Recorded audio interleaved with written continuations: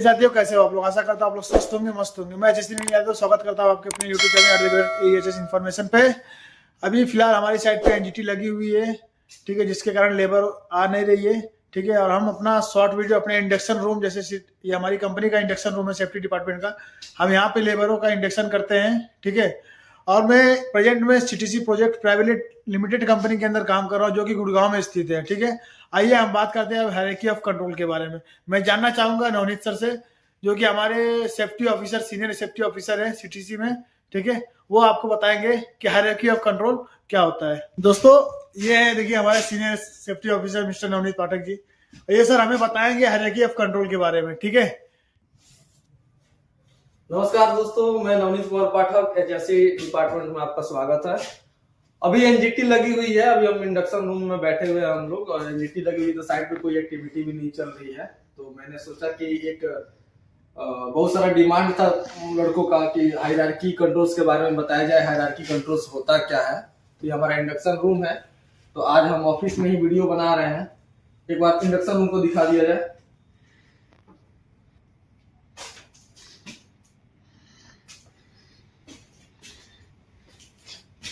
ये हमारा सेटअप है, और एचएससी डिपार्टमेंट में एक इंडक्शन रूम होता ही है, जिसमें सेफ्टी डिपार्टमेंट के लोग अपना बैठ के मीटिंग करते हैं या सेफ्टी के बारे में सोचते विचारते हैं, अपना साइट पे इम्प्लीमेंटेशन करते हैं। बगल में हमारा सेफ्टी पार्क है, सीटीसी प्रोजेक्ट्स लिमिटेड कंपनी है। आज हम बात करेंगे हायरार्की कंट्रोल के बारे में, ठीक है। हायरार्की कंट्रोल होता क्या है, हायरार्की कंट्रोल का क्या रूल नियम है, बीओसीडब्ल्यू में ये है कि नहीं है, कंपनी एक्ट में इसको अंकित है कि नहीं, इन सब सारी चीजों पे आज बात करेंगे, एक एक करके बात करेंगे।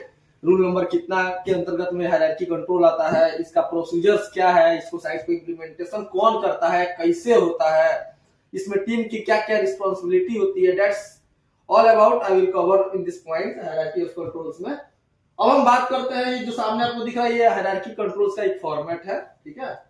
इसमें सबसे पहले आता है इलिमिनेट। इलिमिनेट का मतलब होता है, यहाँ पे लिखा भी हुआ है कि इलिमिनेट द हजार्ड्स, यानी जितने भी खतरा है उस सबको हटाओ। यानी हम कोई काम कर रहे हैं, कोई एक्टिविटी कर रहे हैं, और इसमें जितने भी हमारे टीम है, मैनेजमेंट है, डिपार्टमेंट है, उस सबको पता है कि ये काम करने में, ये मशीन चलने में खतरा होगा ही होगा, तो उस काम को हम पोस्टपोन कर देते हैं, हटा देते हैं। उस काम के बारे में सेकेंड चीज से सोचना शुरू किया जाता है। बाकी जितना भी प्रोसीजर्स दिया हुआ है उस पर हम दिमाग लगाते हैं। पहला तो इलिमिनेट हो गया, काम को पोस्टपोन कर देना या मशीन को हटा देना, जिस चीज से खतरा मंडरा रही है, खतरा होने वाला है, उस चीज को हटा देना, दैट कॉल्ड इलिमिनेट। अब सेकंड हम बात करते हैं सब्स्टिट्यूट का। सब्स्टिट्यूट मतलब यहाँ पे लिखा हुआ है कि यूज प्रोसेस और methods with lower risk impact. बहुत बड़ी चीज है ये। सब्स्टिट्यूट का मतलब होता है कि जो भी काम हम कर रहे हैं उसमें रिस्क तो है, इंपैक्ट तो पड़ेगा, ठीक है, खतरा तो होगी ही होगी, बट उसको हम कैसे कंट्रोल कर देंगे, कैसे खतरे को, हजार को रिड्यूस करके, कम करके उसको किया जा सकता है। देखो, खतरा अचानक टल नहीं सकता, खतरा को पहचान के उस पर कंट्रोलिंग करके और धीरे धीरे उसको कम करके तब काम को कराया जाता है, ताकि हमारा बंदा सेफ हो, कोई ज्यादा हजार्ड्स ना हो, वहां पे ज्यादा खतरा ना झेलना पड़े बंदों को, ठीक है। उसको हम कहते हैं सब्स्टिट्यूट। अब आता है हमारा आइसोलेट या सेपरेट। इसका मतलब होता है सेग्रेट हजार्ड्स एंड और टारगेट्स, यानी हजार्ड्स जो भी है, खतरे हैं, उसको सेपरेट करना। जैसे हम कोई काम कर रहे हैं, उदाहरण के लिए मैं एक चीज आपको बता रहा हूँ, हम कोई काम कर रहे हैं, वहां पे साइड एक्टिविटी जो हम कर रहे हैं, वहां पे क्या है कि बहुत सारा कचरे का ढेर है, उस पर हमको काम करना है। तो सबसे पहले हम वहां पे तो बहुत सारा खतरा है, क्योंकि हम जाएंगे आएंगे, हमारा केबल है, हमारा कुछ वहां पे ठोस पदार्थ है, पैर मिलेगा, हम गिर जाएंगे, चोटिल हो जाएंगे, खतरा वहां पे स्वभावतः हमको दिख रहा है। बट काम करने से पहले क्या करेंगे, ये आइसोलेट का काम क्या है, सेपरेट का काम क्या है, कि उन सब चीजों को पहले सेपरेट कर दो। अगर डेब्रिस है तो डेब्रिस को डेब्रिस के पास फेंकवा दो, एरिया को क्लीन करो। उससे क्या होगा, हमारा जो भी वहां पे 4-5 खतरा मंडरा रहा था वो कम हो गया, ठीक है ना। इसको कहते हैं हम आइसोलेट या सेपरेट। अब बात करते हैं इंजीनियर का। इंजीनियर का काम है design to prevent an unwanted event, design to mitigate harmful consequences.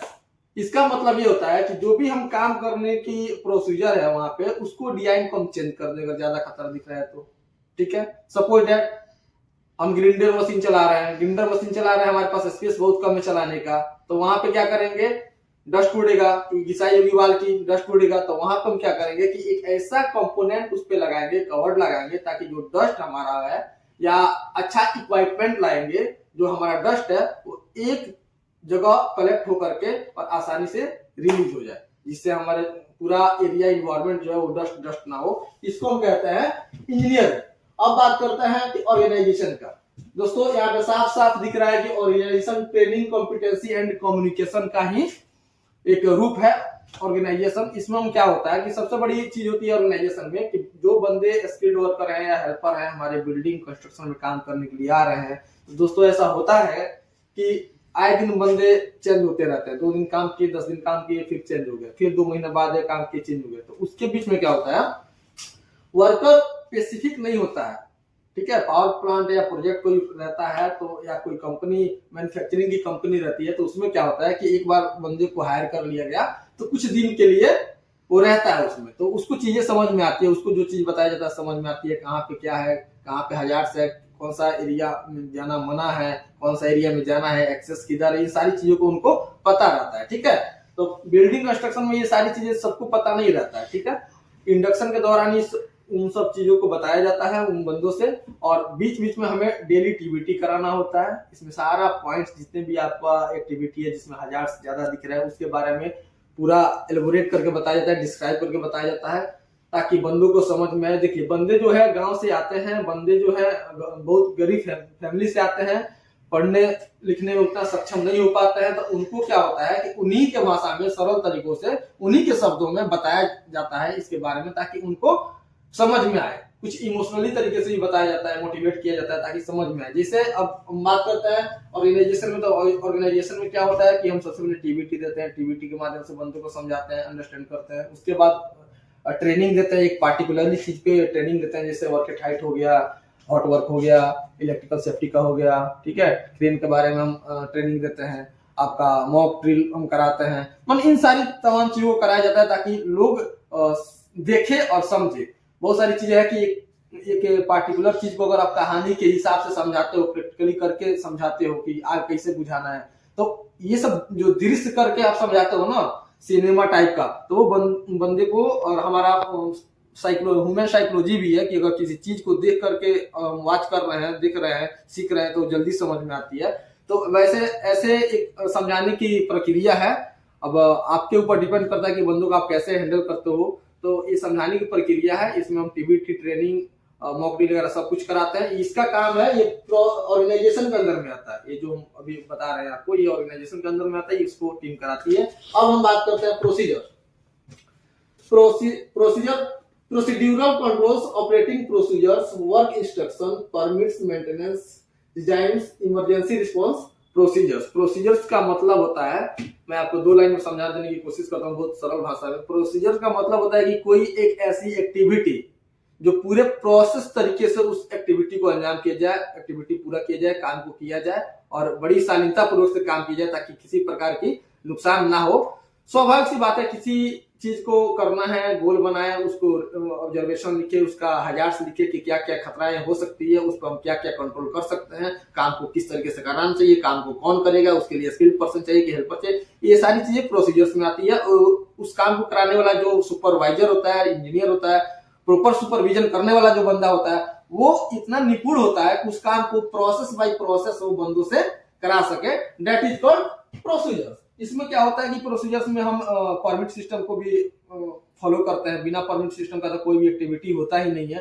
Permit system follow करने का मेन मोटिव ये होता है कि आजकल अगर साइड में कोई घटना हो जाती है तो अपना शरीर छुड़ाने के लिए लोग दूसरे पे थोपते हैं। तब प्रोसीजर का मतलब होता है, परमिट का मतलब होता है कि परमिट वर्क का मतलब ये हो गया कि कौन बंदा काम करा रहा था, कौन कौन एक्टिविटी वहां पे चल रही थी, उस काम को कराने के लिए सुपरविजन कौन है, जिम्मेदार कौन है, अगर कोई घटना हो रही है तो उसका जिम्मेदार कौन है, वो काम किसके देख रेख में हो रहा है। Date in last time safety EHS department का काम है कि वो वहां पे जाके उस काम का जायजा करे कि भाई क्या क्या ऑब्जर्वेशन उस काम में है।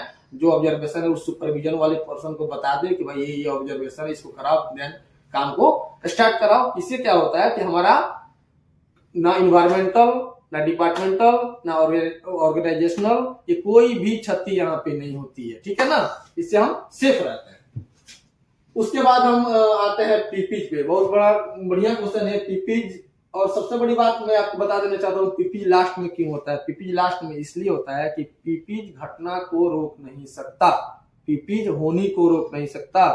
पीपीज जो बंदा पहना हुआ है, ऐसा बात नहीं है कि वो ऊंचाई से नहीं गिरेगा, उसको इलेक्ट्रिक शॉक नहीं लेगा, फायर बर्न नहीं होगा, मशीन से हाथ नहीं कटेगा। जो काम कर रहा है स्वाभाविक, देखो सिंपल सी बात है कि जो भी बंदा रिस्क ले रहा है, काम कर रहा है, वो फैटल हो सकता है। अब आपको पहचानना है, आपकी टीम को पहचानना है, सुपरविजन करने वाले बंदे को पहचानना है कि कहां कहां पे ये हजार्ड्स हो सकता है। उसको हजार्ड्स के पहले हम क्या क्या प्रिकॉशन ले सकते हैं ताकि कम चोटी में हो या हजार्ड्स खतरे के बाहर हो। ये काम पीपीज का है। तो पीपीज पहनने से खतरा तो होगा लेकिन हम बच जाएंगे। जैसे हम ऊंचाई पे काम कर रहे हैं, खतरा क्या है, हाइट से गिरना। तो स्वाभाविक बात है भाई, हाइट से गिरना। तो हाइट से अगर गिर भी जाए तो हम पर्सनल प्रोटेक्टिव हेलमेट पहने हुए हैं, जूता पहने हुए हैं, उससे हमारा कम चोट लगेगा। सेफ्टी बेल्ट हुक करके हम काम कर रहे हैं तो उससे क्या है, गिरेंगे तो एक डेढ़ मीटर का जो हमारा सेफ्टी बेल्ट रोप होता है, उसके अंदर में ही जितना थोड़ा बहुत जो चोट लगेगी उसी से आदमी प्रभावित होगा, वो बंदा प्रभावित होगा। वो थोड़ी मोड़ी चीजें ठीक हो जाती है, बट वहां पे खतरे को रोका गया पीपीज के माध्यम से। यानी पीपीज हमारे पास ऑलरेडी थी तो उसके माध्यम से हम खतरे को रोके। जहां पे बहुत बड़ा फटल होने वाला था, एक शब्द में कहे तो जान जाने वाली थी, कुछ गहरा नुकसान होने वाला था, बॉडी पार्ट्स डैमेज होने वाला था, वो चीज नहीं हुआ। थोड़ी बहुत चोट लग के रह गई क्योंकि हमारा सेफ्टी बेल्ट था, हमारा जूता था, हमारा हेलमेट था। तो ये सब प्रोसीजर्स है हमारा हायरार्की कंट्रोल्स का। अगर किसी भी साइट पे अगर हम हायरार्की कंट्रोल्स को इंप्लीमेंट करते हैं, टीम में मीटिंग करते हैं, हर वीक मीटिंग करते हैं, मंथली में अपना एक MSAP प्लान होता है, उस पर हम फोकस करते हैं, काम करते हैं, तो ये सब सारी चीजें आ जाती है। अगर हायरार्की कंट्रोल का मेन चीज यही होता है कि एक बंदा जैसे EHS डिपार्टमेंट वाला बंदा है तो उसके अंडर में ये हायरार्की कंट्रोल नहीं आती है। हायरार्की कंट्रोल पूरे डिपार्टमेंट, पूरे कंपनी के अंदर में आती है, काम को बांटा गया है। और ये सबसे बढ़िया चीज है कि किसी भी घटना को रोकना, उस पे काम करना। सारे लोग 360 डिग्री आंखें खोल करके इस पे काम करते हैं और हजार्ड्स को हम रिड्यूस करते हैं, कम करते हैं, उस पे कंट्रोल करते हैं। और हमारा एम भी वही है कि zero harmful at the site. Thank you, आज के लिए बस इतना ही। आगे मिलेंगे दूसरे एपिसोड के साथ। जय हिंद, जय भारत, जय सुरक्षा। तो कैसा रहा दोस्तों ये हायरार्की ऑफ कंट्रोल के बारे में? मुझे लगता है कि नवनीत सर ने जो बताया है बहुत अच्छी तरीके से बताया है, आप लोग को जरूर समझ में आएगा। ठीक है, इसके लिए मैं नवनीत सर को बहुत बहुत धन्यवाद बोलूंगा। धन्यवाद सर, थैंक यू। आपको आपने हमारे दर्शक को बताया, इतने अच्छी तरीके से हायरार्की ऑफ कंट्रोल के बारे में बताया, मैं बहुत बहुत धन्यवाद बोलूंगा आपको। सबको मालूम होना चाहिए। देखिए, ये सिर्फ बिल्डिंग कंस्ट्रक्शन की बात नहीं है, थोड़ा सा दिमाग लगाने की कोशिश कीजिए। हम कोई भी ऑर्गेनाइजेशन में काम करते हैं, चाहे खुद का अपना बिजनेस क्यों ना हो, उसमें भी हायरार्की कंट्रोल्स आनी चाहिए, आता भी है। बस डिपेंड ये करता है कि आप किस तरीके से अपने उस बिजनेस को ज्यादा मतलब खतरा में ना जाए, बिजनेस को बढ़ाने के लिए क्या क्या चीजों को आप फॉलो करते हैं, दैट इज कॉल्ड हायरार्की। ठीक है दोस्तों, तो मिलते हैं नेक्स्ट पार्ट में किसी और टॉपिक के साथ। आज के लिए इतना ही। जय हिंद, जय भारत।